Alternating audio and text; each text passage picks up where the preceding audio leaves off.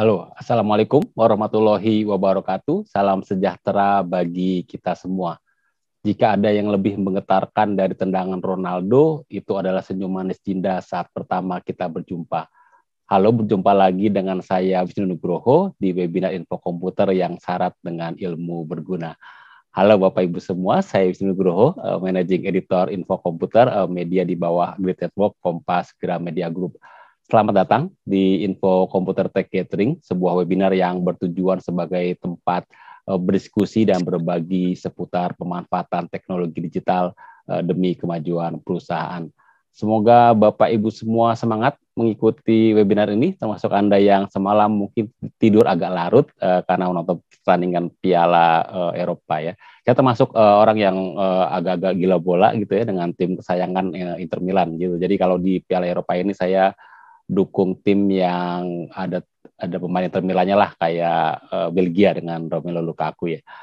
Namun di luar Piala Eropa hari-hari ini kita juga dibayangi kekhawatiran ya akan pandemi yang saat ini kembali menunjukkan grafik meningkat gitu ya. Kalau dari perspektif saya kayaknya semakin hari semakin dekat tuh circle kehidupan saya yang terinfeksi virus COVID-19 ini. Karena itu di kesempatan ini saya ingatkan kita semua untuk selalu menjaga kesehatan, selalu perhatikan 5M, dan segera vaksin jika memungkinkan. Bicara kekhawatiran, tren lain yang juga mengkhawatirkan belakangan ini adalah seputar cyber security ya, karena di 6 bulan pertama tahun 2021 ini kita mendengar banyak kasus cyber security dengan dampaknya juga yang fatal ya, mulai dari serangan ransomware yang menimbulkan kerugian jutaan dolar sampai ke kasus data breach yang melibatkan bocornya ratusan juta data personal gitu. Dan semua insight tersebut mungkin menimbulkan pertanyaan di benak kita gitu ya, apa yang harus kita lakukan gitu ya, bagaimana sih mencegah insiden cyber security menimpa organisasi saya. Info Komputer telah membahas topik ini dari berbagai aspek, dan kali ini kami akan membahasnya dari sisi pemanfaatan artificial intelligence gitu. Karena teknologi AI dan turunannya seperti machine learning dan automation saat ini sudah banyak digunakan berbagai proses bisnis gitu ya. Contohnya memprediksi permintaan, meningkatkan efisiensi, dan berbagai implementasi lainnya. Nah, sekarang bagaimana jika teknologi AI ini digunakan untuk mendeteksi cyber threat dan juga meningkatkan postur dari cyber security gitu ya. Terutama relevansinya dengan informasi yang dikumpulkan oleh SIM, Security Information and Event Management, yang tiap hari kalau menurut penelitian IBM itu sekitar 200.000 security event yang diinformasikan oleh SIM. Namun sebagian besar sebenarnya adalah noise gitu. Jadi saking banyaknya laporan, semakin banyak noise gitu. Jadi tim IT security mungkin agak saat ini agak kesulitan gitu untuk memahami apa sih sebenarnya yang terjadi di jaringan mereka gitu. Jadi, nah bagaimana jika AI bisa digunakan untuk memanfaatkan untuk memilah dan memilih informasi mana yang relevan dan bagaimana menindaklanjutinya. Jadi di webinar ini kita akan membahas, kita akan mencoba menjawab 3 pertanyaan utama. Yang pertama, apa pola dan modus cyber attack yang terjadi di Indonesia saat ini? Jadi kita ingin juga mengcapture apa sih yang terjadi saat ini, terutama di ekosistem di Indonesia.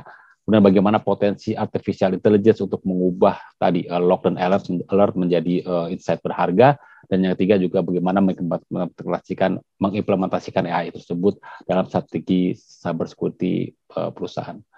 Untuk mendapatkan gambaran lebih jelas soal tema ini, kami juga akan memutarkan video dari Pak Hendy Sumarna, Head of IT Governance and IT Security Multipolar Technology.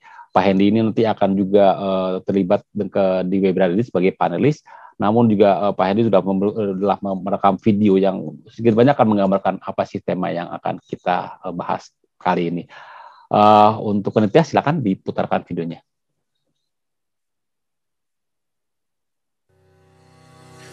Semangat pagi Bapak Ibu semua, semoga Anda dalam kondisi yang prima hari ini. Di era digital saat ini, internet merupakan gerbang yang dapat membuka peluang bagi perusahaan agar dapat terus berinteraksi dan melayani pelanggan dan serta membuka akses bisnis seluas mungkin. Dengan dibukanya gerbang tersebut, artinya ada potensi celah keamanan yang dapat disusupi oleh pihak yang tidak bertanggung jawab dan mengancam cyber security perusahaan. Masalah terbesar adalah celah keamanan tidak hanya bersumber dari eksternal. Kelalaian di pihak internal juga bisa menjadi peluang bobolnya data ke pihak ketiga. Bayangkan, berapa banyak perangkat yang terhubung ke jaringan dan berapa banyak celah yang harus dimonitor agar tidak kebobolan dan tidak mengalami pencurian data. Hal ini tentu menambah beban tim IT untuk memantau seluruh perangkat yang terhubung ke data center perusahaan. Resource yang seharusnya berfokus mengembangkan layanan justru terserap untuk mendeteksi hal-hal yang sebenarnya bisa dilakukan oleh sistem. Cyber security menjadi hal yang perlu diwaspadai, termasuk SIEM atau Security Information and Event Management. SIEM merupakan log management yang bertugas menganalisa informasi dari aktivitas log dan event yang ada di hardware dan software secara real time. Event ini dapat bersumber dari firewall, router, antivirus, application log, dan lain-lainnya. Semua event ini akan dikategorikan dan dikorelasikan seperti malware activity, trojan, failed and success login. Contoh, jika seseorang melakukan login sebanyak 10 kali dalam 10 menit, hal ini masih dianggap wajar. Namun, jika terjadi 100 kali login dalam 10 menit, hal ini bisa dianggap sebagai ancaman. SIEM mampu mendeteksi adanya attack atau threat, serta mengeluarkan security alert. Untuk memudahkan tim security yang bertugas, SIEM dilengkapi dengan custom dashboard dan event management yang mudah dibaca, sehingga meningkatkan efisiensi dalam investigasi serta mengurangi waktu yang dihabiskan untuk false positive. Sejauh mana perusahaan sebagai pengelola data mampu melindungi asetnya dari cybercrime? Bagaimana perusahaan mampu mendeteksi mana aktivitas yang wajar dan mana yang merupakan ancaman? Jika jumlah aktivitas mencapai ribuan atau bahkan jutaan. IBM QRadar merupakan solusi SIEM otomatis dan memiliki kecerdasan analitik yang memungkinkan untuk menganalisa dan mengkorelasikan kejadian security dalam jumlah besar. Hal ini tentunya sangat membantu perusahaan untuk mengambil langkah antisipasi secara cepat. IBM QRadar juga memiliki kemampuan investigasi berdasarkan UBA, User Behavior Analytics, dan AI, Artificial Intelligence, yang dimiliki IBM Watson. Hal ini sangat membantu tim SOC, Security Operation Center, untuk mendeteksi adanya threat atau attack secara lebih cepat dan tepat. Jika perusahaan Anda memiliki concern yang tinggi dalam menjaga sistem keamanan data, kami dari Multipolar Technology merekomendasikan solusi IBM QRadar yang merupakan leader di Gartner Magic Quadrant untuk SIEM maupun di Forrester Wave untuk security analytics selama beberapa tahun terakhir ini. Bersama Multipolar Technology, kami siap membantu Anda dengan solusi dan sumber daya yang andal. Salam teknologi.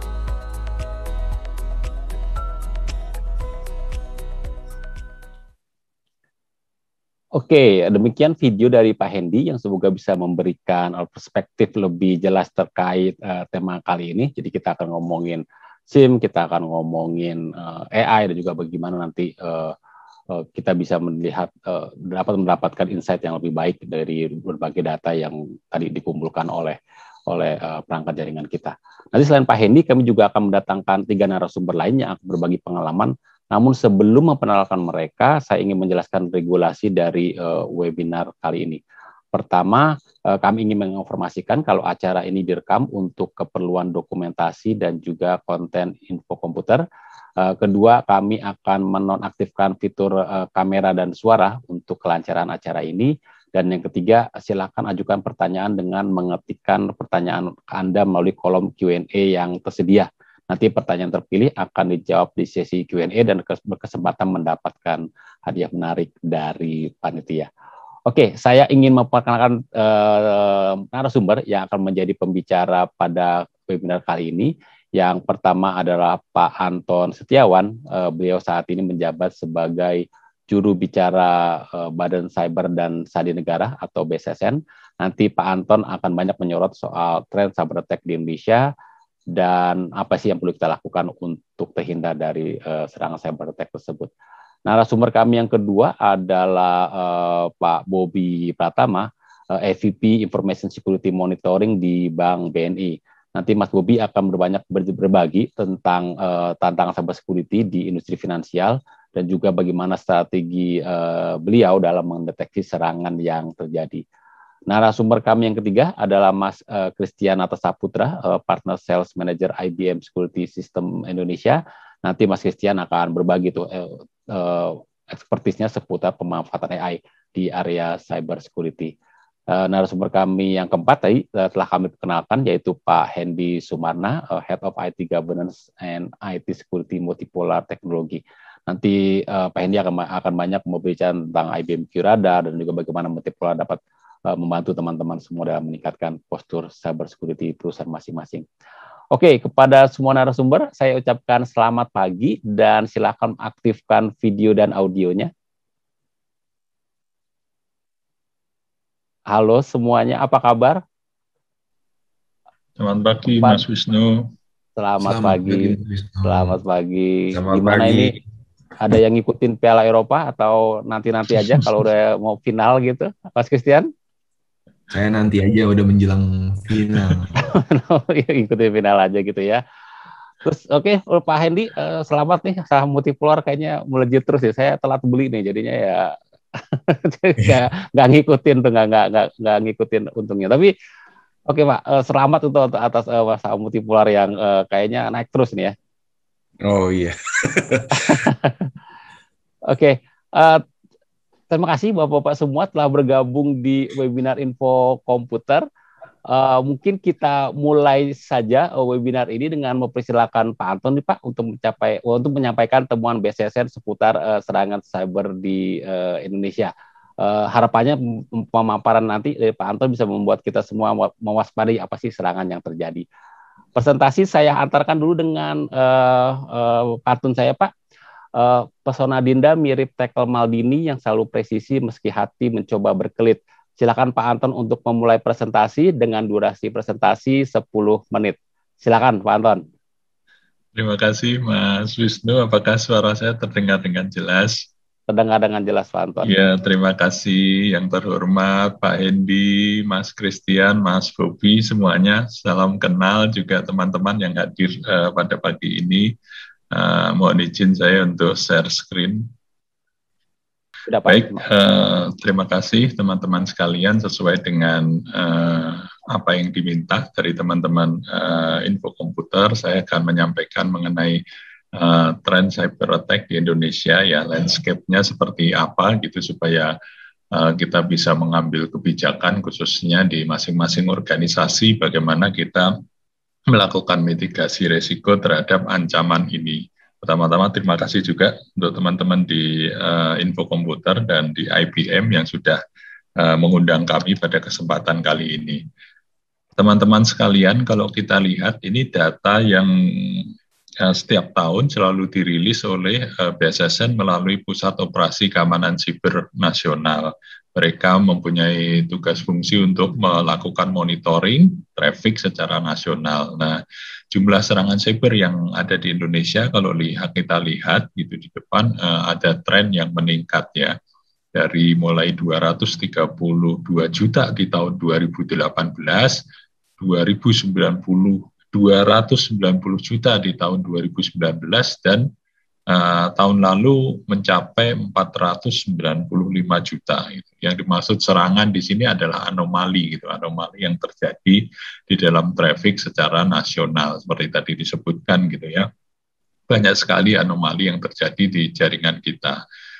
Rata-rata gitu bentuk serangannya adalah phishing, hacking, crypto checking, ransomware, malware dan sebagainya. Itu hal-hal yang umum gitu yang selalu terjadi, tetapi kalau kita lihat memang kapasitas besaran gitu kan, atau jumlah atau volume dari anomali yang terjadi atau kita sebutkan di sini sebagai sebuah serangan siber itu luar biasa besarnya ya, 495 juta. Kita bisa bayangkan gitu tiap hari kita menerima berapa juta serangan yang kemudian anomali atau serangan ini harus kita konfirmasi gitu ya, melalui sistem kita, melalui pengetahuan kita, apakah ini akan kemudian menjadi sesuatu yang signifikan berdampak bagi kelangsungan proses bisnis di perusahaan kita. Nah, seperti apa sih top anomali traffic-nya di 2020 gitu tahun lalu. Ini ada beberapa gitu yang saya coba ambilkan, sarikan dari laporan dari Pusat Operasi Keamanan Siber Nasional. Bapak Ibu bisa download hasil detailnya di websitenya BSSN. Yang pertama itu ada All Apple, ini akan mengakibatkan terjadinya denial of service. Terus kemudian ada Zero Access yang memunculkan iklan, click fraud, dan memberikan ancaman palsu. Ada juga Skada Moxa, ini mengakibatkan DOS dan MTM, ya, man in the middle attack pada sistem. Kemudian kita juga ada backdoor yang untuk mengakses, gitu kan, dapat mengakses serangan, gitu kan, mengakses data-data target. Di situ will exe, ya. Terus kemudian CVE kerentanan 2017 11882, ini juga remote code access dan generic Trojan. Generic Trojan ini biasanya untuk mencuri informasi dan juga remote access. Ini top anomali yang tercatat gitu di dalam sistem yang ada di Pusat Operasi Keamanan Siber Nasional, yang tentunya harus kita waspadai gitu ya, karena ini akan menjadi potensi yang mengancam organisasi kita, terutama terhadap sistem elektronik yang kita gunakan untuk menjalankan bisnis. Nah, dari beberapa hal tersebut, di BSSN juga membuka channel atau kontak untuk melaporkan gitu kan serangan cyber yang terjadi melalui bantuan 70@bssn.go.id.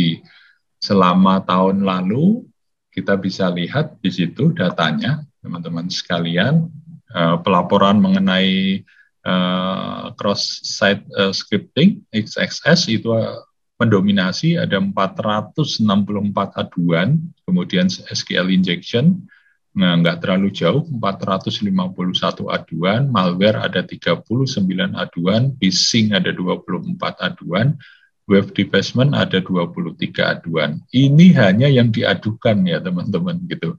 Ada banyak di luar sana berdasarkan monitoring dari kita yang memang terjadi, tetapi memang tidak diadukan karena bisa dihandle oleh masing-masing organisasi tersebut. Jadi kalau kita lihat skema dalam penanggulangannya sebetulnya gitu kan, kita ada 3 level gitu. Level yang paling bawah adalah level di organisasi, bagaimana mereka menghadapi atau menghandle serangan tersebut atau insiden tersebut. Kemudian level di tingkat sektoral, ada 8 sektor sesuai dengan Undang-Undang ITE dan PPPSTE, ada finansial, energi, transportasi, dan lain-lain. Kemudian kalau di level nasional baru masuk ke BSSN.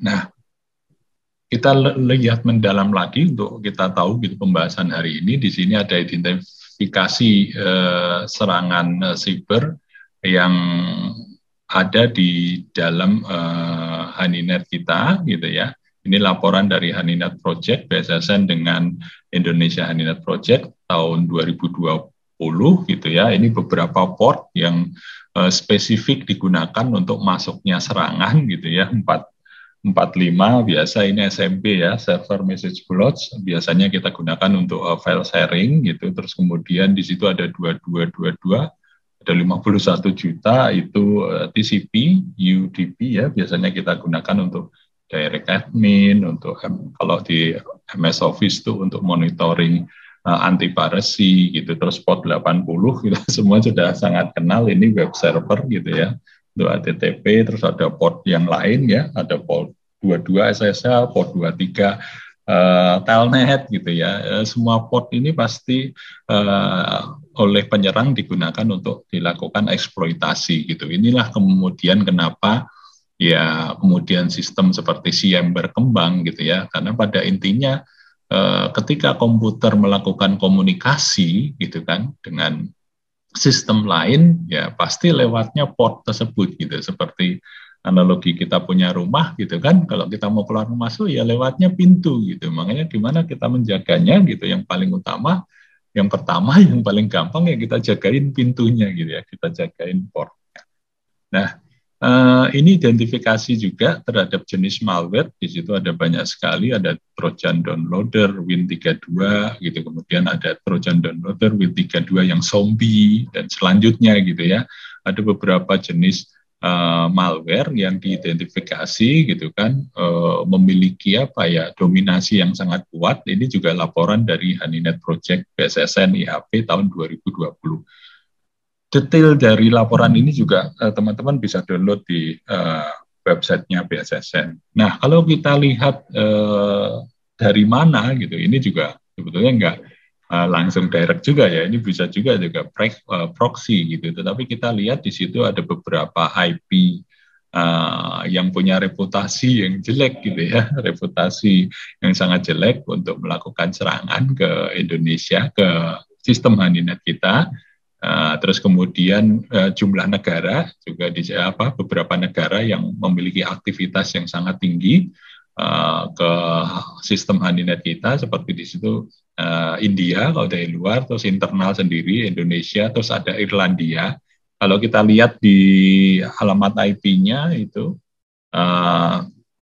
yang pertama itu kalau kita cek dari Bali sepertinya mungkin botnet gitu ya kepada perangkat-perangkat yang ada di sana. Terus kemudian yang kedua itu dari Jogja, terus kemudian yang ketiga itu dari Irlandia. Secara sekilas kalau kita lihat gitu ada pendalamannya di dalam laporan tersebut, dan ini yang harus kita waspadai karena memang jumlahnya juga luar biasa. Ini yang ke sistem Honeynet, belum yang kepada sistem yang real gitu. Jadi itu landscape gitu ya, secara sekilas yang saya sampaikan di waktu yang sangat terbatas ini, tetapi teman-teman bisa dalami itu dalam laporan tahunan BSSN mengenai serangan siber, dan laporan tahunan BSSN mengenai Honeynet Project. Nah, ini juga ketika kita bicara AI gitu ya, memang kalau kita lihat top strategic teknologi trend gitu, laporan dari Gartner, kita juga lihat gitu ya,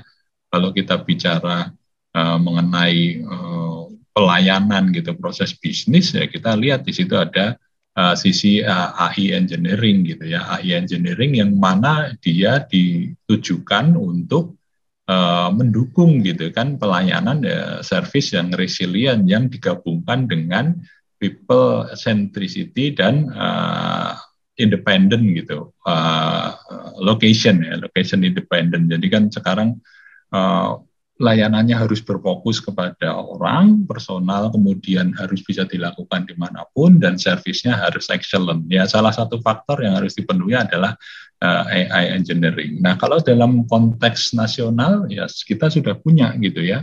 Kita sudah punya strategi nasional kecerdasan artifisial atau buatan, yaitu adalah arah kebijakan nasional yang memuat area fokus dan bidang prioritas teknologi kecerdasan yang menjadi acuan bagi pemerintah dalam melaksanakan. Ini sudah ada dokumennya, teman-teman juga bisa download. Ini dikeluarkan oleh BPPT, Stranas Nasional bersifat dinamis, tetapi dokumen dasarnya sudah ada. Dan di situ disebutkan bagaimana kita melakukan gitu langkah-langkah untuk prioritas pembangunan nasional terkait dengan artificial intelligence dan kaitan dengan pertahanan keamanan. Baik, itu Mas Wisnu dan teman-teman sekilas landscape gitu yang terjadi, bahwa serangannya sudah sedemikian masif gitu ya, anomalinya sudah sedemikian masif, sedangkan dari sisi proses bisnis tidak cuma teman-teman di private tapi di pemerintahan juga membutuhkan gitu kan pengambilan keputusan yang tepat gitu dan cepat dengan dukungan data yang tentunya berkualitas. Ini yang harus kita jadikan titik masuk, bagaimana kemudian teknologi-teknologi seperti artificial intelligence bisa mendukung tujuan dari organisasi. Itu yang bisa saya sampaikan. Terima kasih, saya kembalikan kepada Mas Wisnu. Ya, terima kasih Pak Anton atas sharingnya, menarik tuh ya, bahwa tahun 2020 mungkin bisa dibilang jumlah serangan itu naik 2 kali lipat ya dibanding 2019 ya Pak ya.